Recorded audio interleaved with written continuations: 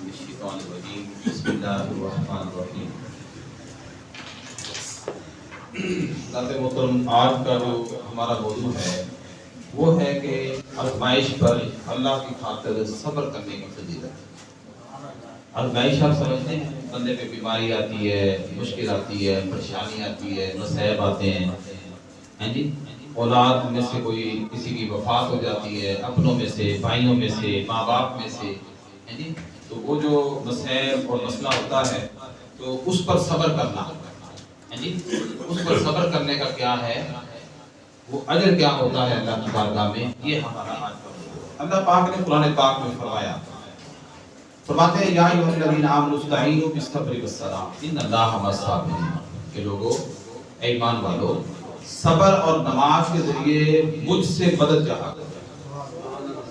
اس کے ذریعے اب توجہ کریں گے نا، پھر سمجھ آنی شروع ہو جائے گی۔ شروع میں ذرا موضوع بندے کو خشک لگتا ہے، پھر آہستہ آہستہ سمجھ آتی ہے نا۔ کوئی بھی چیز ہو چکھنے میں فوراً سارا کوئی نہیں سمجھ آ جاتی، آج تھوڑی سی کھاتے ہیں تو پھر سمجھ آتی ہے کہ اس کا ذائقہ کیا ہے، کتنی چینی ہے، کتنی کم ہے، کتنا زیادہ۔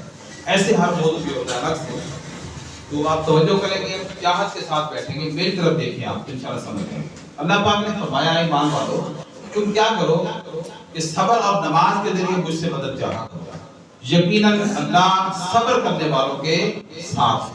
سبحان اللہ، ان اللہ مع الصابرین، کہ جو بندہ اللہ کی ذات پر پورا پورا توکل کر کے مشکل آنے پر، مصیبت آنے پر، بیماری آنے پر، پریشانی آنے پر، کسی کی وفات ہونے پر، کوئی ناگہانی آفت کے لیے جانے پر، کوئی نقصان ہو جانے پر، اللہ کی ذات پر پورا توکل کر کے، بھروسہ کر کے فرمایا صبر کرتا ہے، اس کی ذات پہ یقین رکھتا ہے، تو فرمایا ان اللہ مع الصابرین، سبحان اللہ، اللہ صبر کرنے والوں کے ساتھ۔ آگے فرمایا اور ہے وَلَنَبْلُوَنَّكُمْ بِشَيْءٍ مِّنَ الْخَوْفِ وَالْجُوعِ وَنَقْصٍ مِّنَ الْأَمْوَالِ وَالْأَنفُسِ وَالثَّمَرَاتِ وَبَشِّرِ الصَّابِرِينَ۔ اللہ پاک نے فرمایا اور ہم ضرور پھر ضرور تمہیں آزمائیں گے۔ اب دیکھو یہ آزمانا کیا ہے، یہ قرآن کا فیصلہ کہ ہم ضرور پھر ضرور تمہیں آزمائیں گے، کچھ خوف سے، کچھ بھوک سے، کچھ مالوں سے، کچھ جانوں سے، کچھ پھلوں کے نقصان سے۔ اور اے حبیب صلی اللہ تعالیٰ علیہ وسلم آپ صبر کرنے والوں کو خوشخبری سناؤ۔ سبحان اللہ، یعنی ان معاملات میں، ان مشکلات میں جو صبر کرنے والے ہوں گے نا، میرے محبوب آپ کیا کریں کہ خوشخبری سنائیں، جائیں اللہ کی طرف سے، میری طرف سے خوشخبری دے دیں کہ جو بندہ بھی جانوں کا نقصان ہو جائے، خوف آ جائے، بھوک آ جائے، مال میں نقصان ہو جائے، پھلوں میں، زراعت میں نقصان ہو جائے، تو فرمایا جو صبر کرے گا اس سے اللہ کی طرف سے خوشخبری ہے۔ یہ صبر پر جو قرآن پاک میں آیت کریمہ آئی ہیں نا، صرف صبر پر یہ 9 آیتیں کریمہ ہیں۔ 9 بار اللہ کی طرف سے قرآن کے اندر صبر کی بات ہوئی کہ صبر کیوں کیا جائے۔ اب حدیث پاک میں آقا اسلام نے فرمایا، عبداللہ بن مسعود وہ فرماتے ہیں گویا اب بھی، عبداللہ بن مسعود خود کہہ رہے ہیں کہ میں اب بھی چشم تصور سے حضور نبی اکرم صلی اللہ تعالیٰ علیہ وسلم کو دیکھ رہا ہوں کہ آپ ایک نبی کا ذکر فرما رہے ہیں جن کی قوم نے ان کو مارا، لہولہان کر دیا، تو وہ اپنے چہرے سے خون پھوٹتے جاتے ہیں اور کہتے ہیں اے رب میری قوم کو بخش دے کیونکہ یہ مجھے جانتے تھے۔ سبحان اللہ، صبر کا عالم، نبی کے صبر کا عالم یہ ہے کہ لہولہان ہو گئے، خون و خون ہو گئے، اور پھر بھی کیا کر رہے ہیں کہ یا اللہ اس قوم کو بخش دینا، کیوں کہ مجھے جانتے نہیں ہیں کہ میں کون ہوں۔ یہ حدیث صحیح بخاری اور مسلم کے اندر آئی ہے۔ اب اسے خدری روایت کرتے ہیں کہ مرتبہ انصار کے کچھ افراد نے حضور صلی اللہ علیہ وسلم سے سوال کیا، آپ نے انہیں مال عطا فرمایا، سوال یعنی مانگا، مانگنے کے لیے آئے، غربت کی حالات خراب تھی، عطا فرمایا مال، پھر سوال کیا، آپ نے پھر کچھ عطا فرمایا، یہاں تک کہ آپ کے پاس مال ختم ہو گیا، تو آپ نے فرمایا میرے پاس جو مال ہوتا ہے وہ تم سے بچا کر جمع نہیں کرتا، سارا کچھ میں تمہیں دے دیتا ہوں، اور جو شخص سوال کرنے سے بچے اللہ تعالیٰ اسے بچائے گا اور مستغنا کر رہے گا، اللہ اس کو مستغنا کر دے گا۔ جو صبر سے کام لے تو اللہ تعالیٰ اسے صبر کی توفیق بھی عطا کرے گا۔ سبحان اللہ، صبر سے کام لیتا ہے، توکل کرتا ہے اللہ کی بارگاہ میں، تو فرمایا کیا ہوگا، اللہ اسے پھر صابر بنا دے گا۔ اور اسے پاک میں فرماتے ہیں حضرت سعد رضی اللہ تعالیٰ روایت کرتے ہیں، وہ کہتے ہیں میں نے کہا یا رسول اللہ لوگوں میں سب سے زیادہ سخت آزمائش کس پہ آتی ہے؟ سوال کیا کہ لوگوں کے اندر سب سے زیادہ جو آزمائش ہے یا رسول اللہ وہ کس کی ہوتی ہے؟ آپ نے فرمایا انبیاء کرام پر۔ سب سے زیادہ جو آزمائش کن پر آئی؟ انبیاء کرام علیہ السلام پر۔ پھر فرمایا پھر درجہ پر درجہ مقربین کی ہوتی ہے۔ آدمی کی آزمائش اس کے دینی مقام کے مطابق بھی ہوتی ہے۔ جس نے جتنا دین پڑھا ہوا ہے اس کے لیے مشکلات بھی آتی ہیں، آزمائش بھی آتی ہیں، پریشانیاں بھی آتی ہیں۔ فرمایا اگر دین میں بندہ کوئی مضبوط ہو تو سخت آزمائش ہوتی ہے، اگر دین میں کمزور ہو تو حسب دین آزمائش کی جاتی ہے۔ بندے کے ساتھ یہ آزمائشیں ہمیشہ رہتی ہیں، حتیٰ کہ مسائل پر صبر کرنے کی وجہ سے اگر وہ بندہ صبر کرتا رہے اور زمین پر صبر کر کے چلتا رہے تو فرمایا وہ زمین پر اس طرح چلتا ہے کہ اس پر کوئی گناہ نہیں۔ سبحان اللہ۔ یعنی جو مشکلات پر، آزمائشوں پر، بیماریوں پر، پریشانیوں پر صبر کرتے کرتے کرتے توکل کے ساتھ ہمیشہ صابر رہا تو فرمایا حال پھر یہ ہوتا ہے کہ وہ زمین پر چل رہا ہوتا ہے مگر ایک گناہ بھی اس کے اوپر نہیں، گناہوں سے پاک صاف ہوتا ہے۔ اور فرمایا امام احمد بن حنبل کی ایک روایت میں ہے کہ لوگوں میں سب سے زیادہ سخت آزمائے جانے والے انبیاء کرام ہوتے ہیں، پھر جو ان سے قریب ہوتے ہیں، پھر جو ان سے قریب ہوتے ہیں، پھر جو ان سے قریب ہوتے ہیں۔ یعنی پتہ یہ چلا اس روایت کا مطلب یہ ہے کہ سب سے زیادہ آزمائش انبیاء پر آئی اور پھر نبی کے جو سب سے زیادہ قریب ہے اس پر آزمائش آئی، پھر اس بندے کے جو زیادہ قریب ہے اس پر آئے گی، پھر اس بندے کے جو زیادہ قریب ہے اس پر آئے گی۔ یہ تین لوگ ہو کر تکلیف میں آتے ہیں، یعنی یہ حالت ہوتی ہے۔ اور پھر امام حاکم ایک روایت میں کہتے ہیں کہ آقا علیہ السلام نے درجے بالا سوال کے جواب میں فرمایا انبیاء کرام پوچھا گیا، ان کے بعد آپ نے فرمایا علماء ہیں، عرض کیا گیا پھر کون ہیں؟ آقا علیہ السلام نے فرمایا پھر صالحین لوگ ہیں۔ سبحان اللہ۔ سب سے زیادہ سخت بلا آزمائش انبیاء پر، پھر علماء پر، پھر صالحین پر ہوتی ہے۔ حضرت ابو موسیٰ اشعری سے روایت، آقا علیہ السلام نے فرمایا جب کسی آدمی کا بچہ فوت ہو جاتا ہے، کسی بندے کا بیٹا فوت ہو جاتا ہے تو اللہ تعالیٰ فرشتوں سے فرماتا ہے، اللہ تعالیٰ فرشتوں سے فرماتا ہے کہ تم نے میرے بندے کے بیٹے کی روح قبض کی؟ وہ کہتے ہیں ہاں جی مولا۔ اللہ فرماتا ہے تم نے اس کے دل کا صبر قبض کر لیا؟ وہ عرض کرتے ہیں جی مولا۔ اللہ فرماتا ہے میرے بندے نے اس پر پھر کیا کہا؟ میرے بندے نے اس پر پھر کیا کہا؟ تو عرض کرتے ہیں مولا اس نے تیری تعریف کی اور پڑھا انا للہ و انا الیہ راجعون، یہ پڑھ لیا اور اللہ فرماتا ہے اس کے لیے جاؤ جنت میں ایک مکان بنا دو اور اس کا نام بیت الحمد تعریف والا گھر رکھ دو۔ سبحان اللہ۔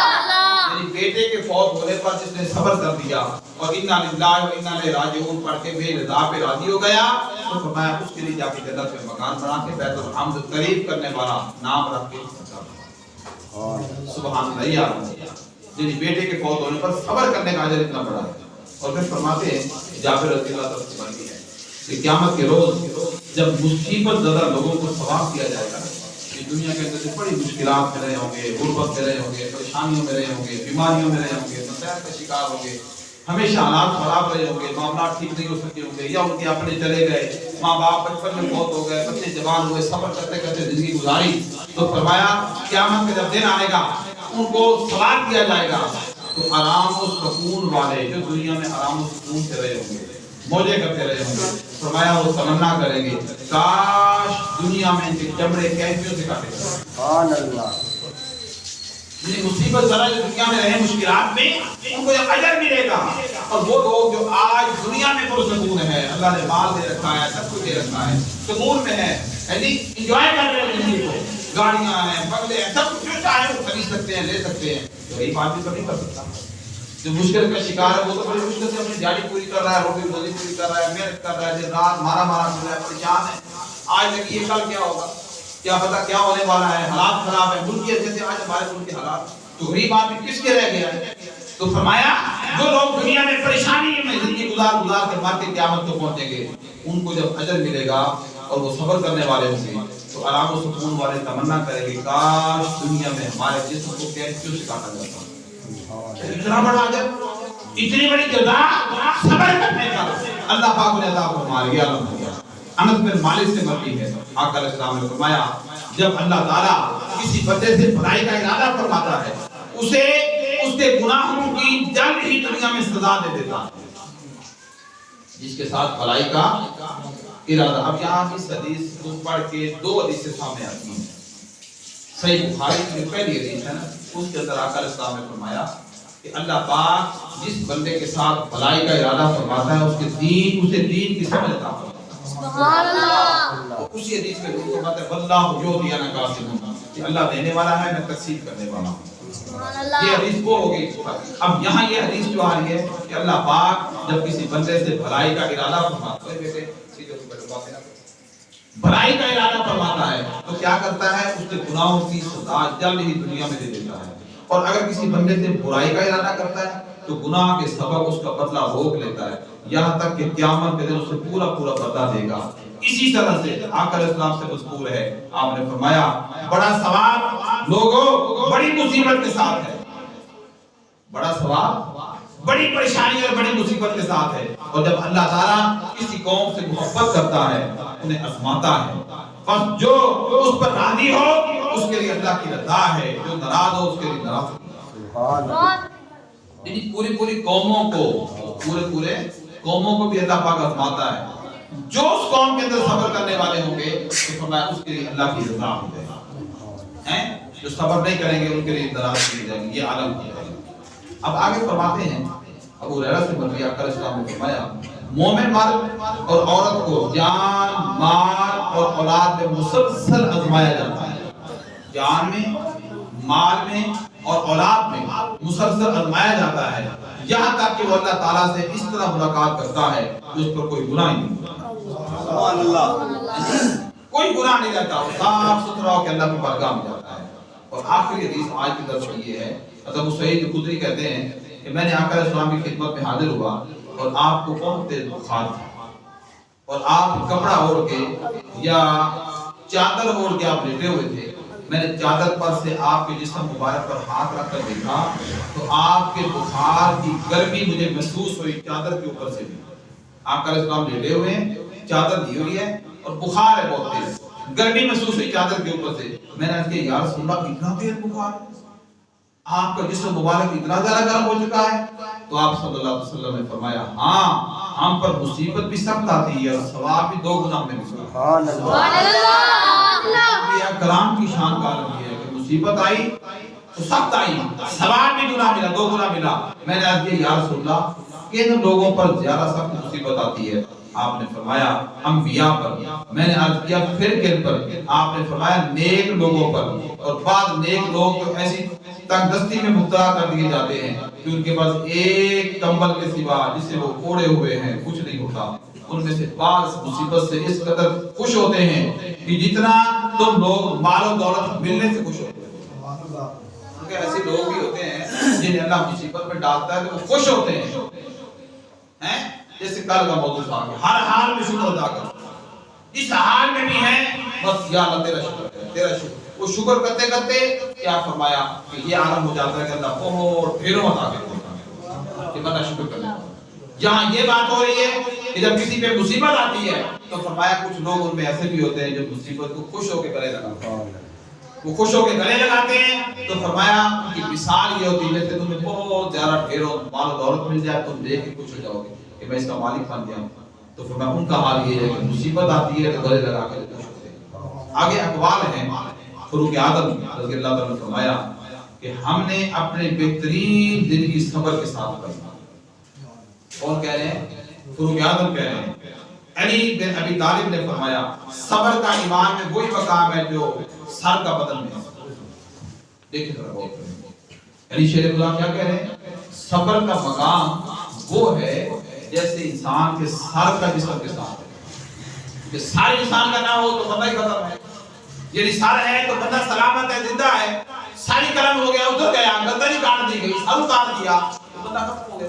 وہ کہنے لگے یہ حال یہ ہے علی ابن صبر کا ایمان میں وہی مقام ہے جو سر کا جسم کے ساتھ ہوتا ہے۔ کہ اگر تمہارا ایمان ہے تو وہ کامل صورت پہ ہے کہ تم مشکلات میں صبر کرنے والا، وہ پھر تمہارا ایمان کامل ہوگا۔ اور یہ علی ابن ابی طالب نے فرمایا صبر ایسی سواری ہے جو کبھی ٹھوکر نہیں کھاتا. سبحان اللہ. صبر کرنا ہی تب ہے اس کی ذات پہ راضی ہو رہا ہے. کوئی مصیبت آ گئی, نقصان ہو گیا, چوری ہو گئی, مال گر گیا, ٹوٹ گیا, جل گیا, کوئی معاملہ ہو گیا تو صبر کر لیا تو فرمایا پھر اللہ کے پاس سے اجر ملے گا ہی ملے گا. شبلی رحمۃ اللہ علیہ کو پاگل خانے میں قید کر دیا گیا. کچھ لوگ ان کی ملاقات کے لیے گئے تو شبلی نے پوچھا تم کون ہو؟ انہوں نے جواب دیا تمہارے دوست ہیں اور تمہاری زیارت کے لیے آئے ہیں. اس پر شبلی نے کہا, شبلی نے انہیں پتھر مارنے شروع کر دیے. لوگ بھاگنے لگے. یہ حالت دیکھ کر شبلی نے کہا ارے جھوٹو, اگر تم میرے دوست ہوتے تو میرے ازمانے پر صبر تو کر لیتے. سبحان اللہ. ایسی مثال دے دی انہوں نے بھی تو کبھی کہہ رہے تھے ہم تمہارے دوست ہیں, تمہاری زیارت کرنے آئے کہ تم قید خانے میں قید کر دیے گئے اور 2 پتھر ہی مارے ہیں اور تم وہ بھی برداشت نہیں کر سکے, بھاگ کھڑے ہو گئے. آج ہمارے گھروں کا یہ حال ہے. ایک بھائی جی سے کوئی بات کرتے ہیں نا, ایک بات چپ ایسی چپتی ہے کتنے سال تک چلتی رہتی ہے. دیکھنا بند, بولنا بند, ملنا بند, رستے بدل کے جائے. انہیں میں نے کیوں کیا اسے, اے گھر میں نے کیوں کی کسی. ادھر دیکھیں آپ کیسی کیسی وہ مثالیں دے رہے ہیں کہ برداشت کرنا, صبر کرنا, سب کو ساتھ لے کے چلنا اور اس کی رضا پر ہمیشہ قائم رہنا, توکل کرنا. اصل تو یہی مان ہے.